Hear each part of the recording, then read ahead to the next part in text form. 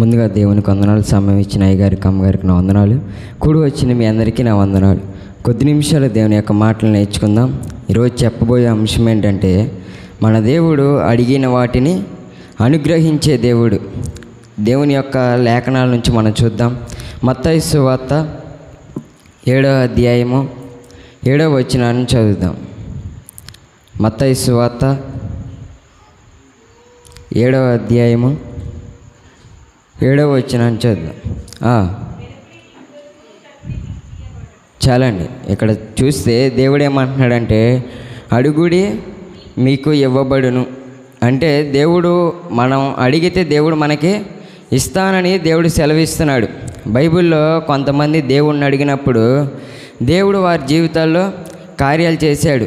మన జీవితాల్లో కూడా కార్యాలు జరగాలంటే మనం కూడా దేవుణ్ణి అడగాలని దేవుడు కోరుకుంటున్నాడు. కాబట్టి వాటిని పొందుకున్న వారు కొంతమంది ఉన్నారు. వారిని చూద్దాం. బైబిల్లో నుంచి ఆదికాండము 32వ అధ్యాయము 24వ వచనాన్ని చదువుదాం. ఆదికాండము 32వ అధ్యాయం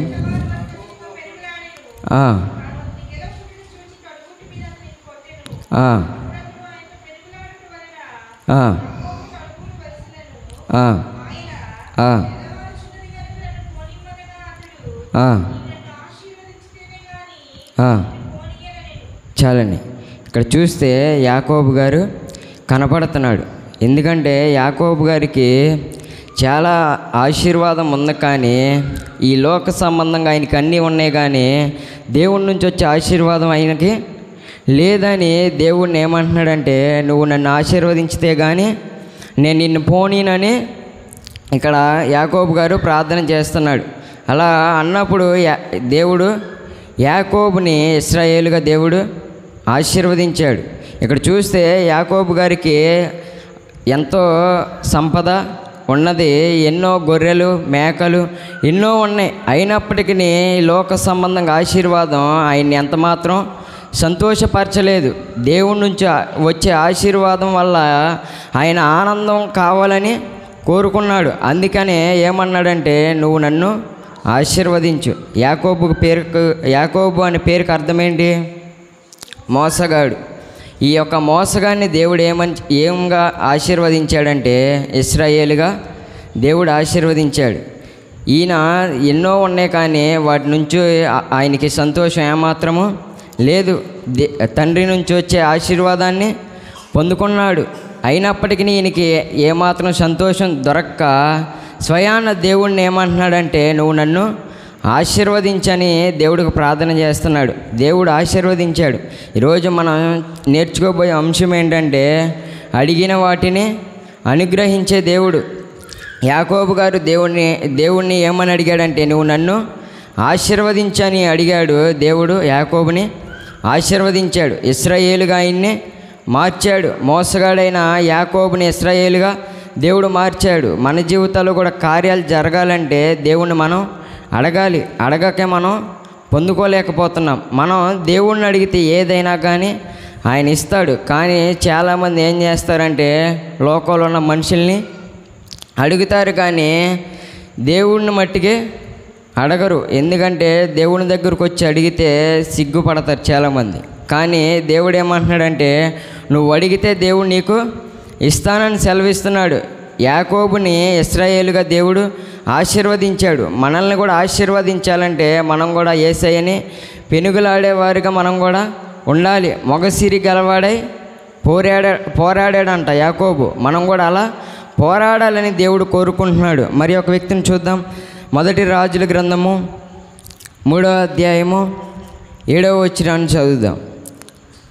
మొదటి రాజుల గ్రంథము 3వ అధ్యాయము 7వ వచనాన్ని చదువుదాం.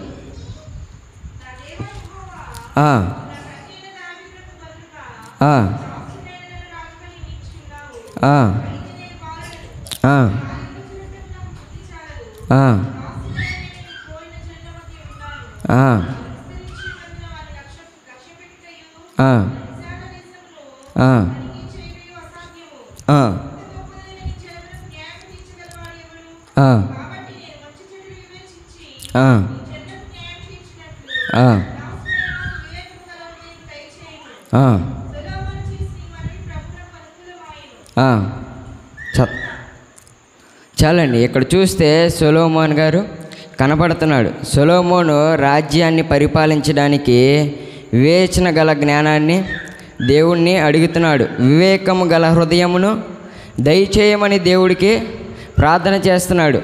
జ్ఞానం ఎందుకు అసలే? ఈయన ఒక రాజు కనుక ఎవరైనా వచ్చి ఆయన్ని తీర్పు తీర్చమంటే తీర్పు తీర్చడానికి జ్ఞానం కావాలని ఈయన దేవుణ్ణి జ్ఞానాన్ని అడుగుతున్నాడు.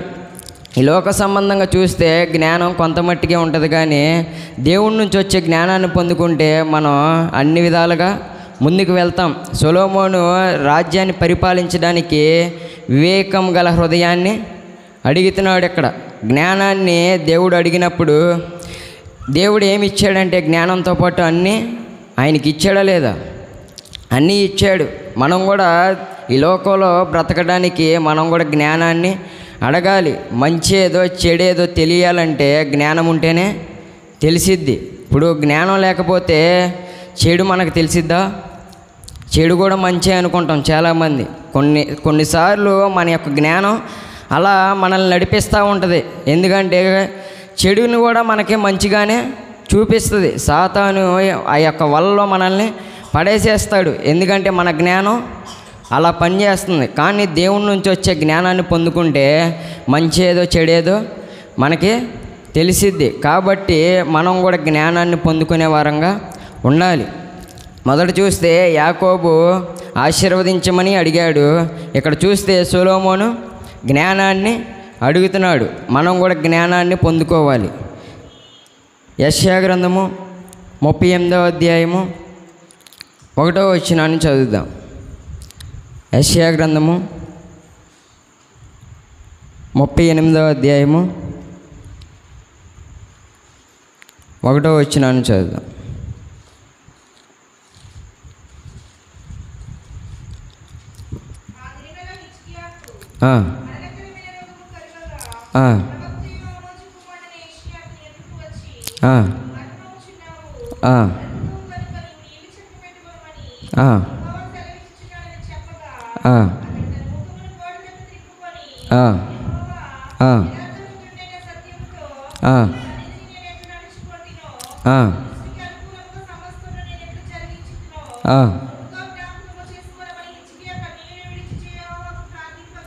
చాలండి.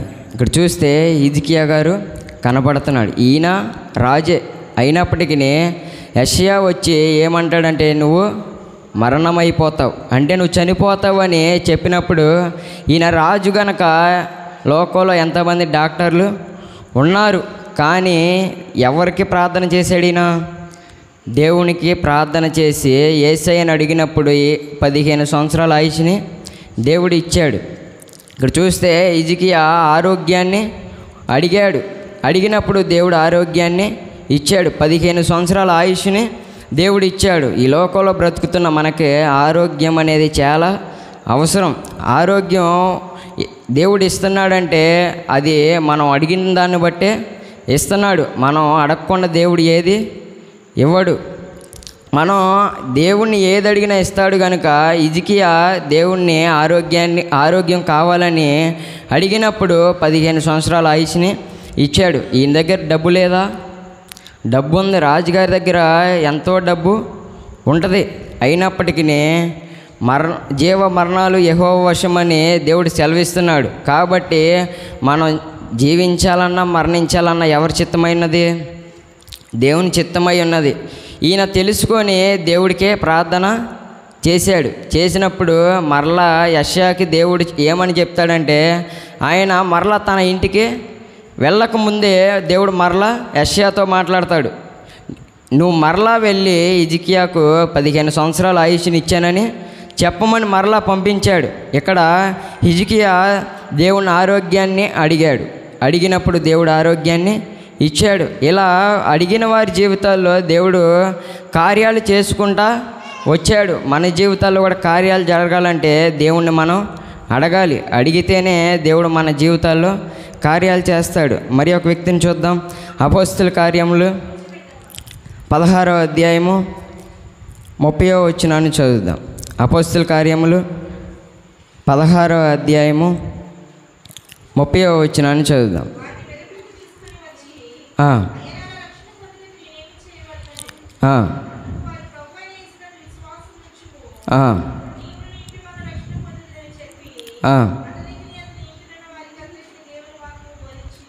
చాలండి. ఇక్కడ చూస్తే జైలు అధికారి రక్షణ కావాలని అడిగాడు. ఎవరిని?